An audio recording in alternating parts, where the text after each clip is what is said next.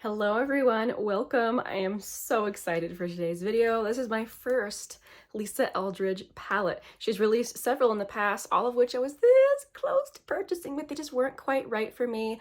This one, the Fawn palette, I finally pulled the trigger. So today is going to be first impressions of it on my eyes. I have done a bit of swatching, so you can tell the shadows have been touched, but I have not yet tried them on. And then when it comes to like a full-on review, I will save that to the end of the month, which is where I always have a speed reviews video going through all the things that I tried the month, or during the month. You guys have to let me know, have you tried Lisa Eldridge before? Her products are always so interesting to me because she creates her own very unique formulas. Like everything she makes is definitely hers. And while I swatch here, I'm going to talk a little bit about these eyeshadow formulas. I feel like her eyeshadows have just been so interesting to me because every review I see of them describes them as having a very unique formula. Okay, so here are the shades. Here we have Burnt Clove in her Seamless Matte formula, Supernaturally in the Seamless Matte, White Tie in the Luminous formula. That is a very bright, sparkly shade, but like tiny little sparkles. Upper West Side is in the Velvet formula. This is the one I'm very interested in. It's almost like a cream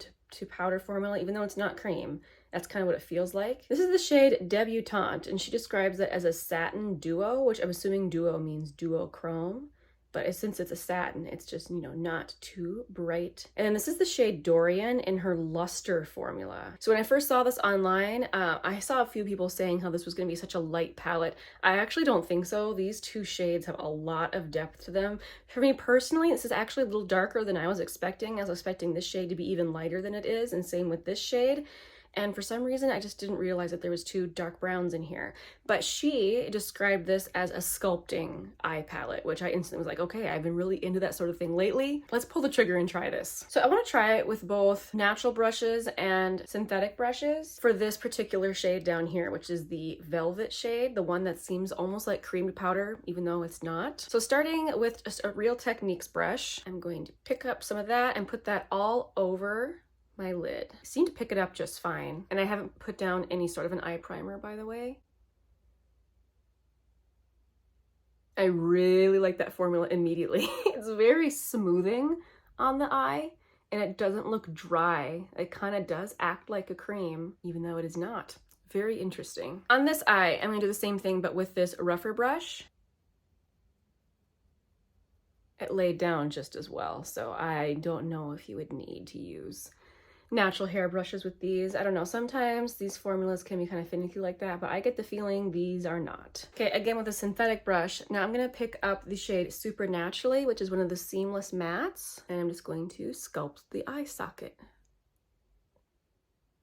First impression, which is, you know, what this video is, but my very first impression is that these are blending really nicely. They just look so creamy. It's just a quality that I really like in eyeshadows. Yeah, so far these are very painless. These are blend themselves type of situation eyeshadows. Let's take this little flat brush and pick up this darker one over here that's in the Luster formula, the shade Dorian. Let's just play around with this. Let's put this on the outer corner.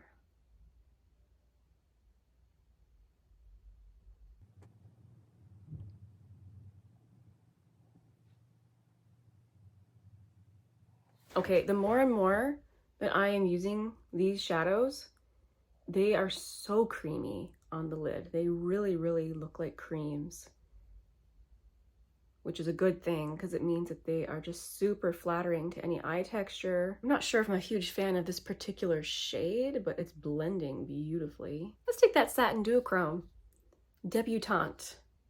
I'm just gonna use my finger with this and place that in the center of the lid.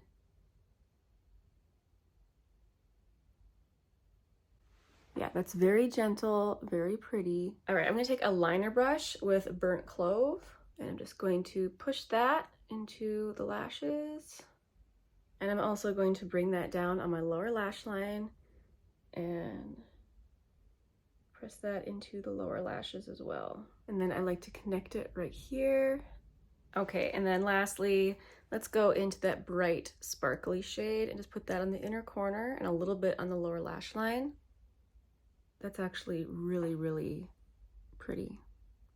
Okay, I'm just gonna go over everything, make sure It's all good, although I think it kind of is. Let's put on some mascara.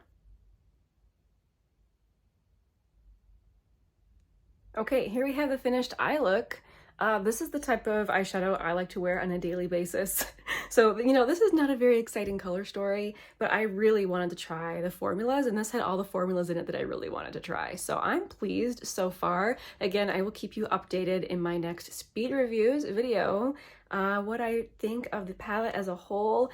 My first impression is very good, and it's exactly what I was expecting, with the exception of the fact that I thought that one shade would be a little bit lighter. I meant the quality is what I was expecting. If you tried any eyeshadows from Lisa Eldridge, make sure and let us all know down in the comments what your experiences have been. Is this a palette you're going to pick up? If there's a certain way you like to use the colors, let me know so I can try as well. And I just really appreciate being here with me today. Thank you for watching all the way to the end of the video. This is where I like to talk about my tea of the day. Today I'm drinking hojicha, which is a roasted green tea from Japan. It has just a very homey, cozy feel to it. It's also relatively low in caffeine and supposed to be more gentle on your stomach. I just drink it because I really appreciate the toasty factor. Again, thank you so much for joining me. I'll see you in the next one. Bye!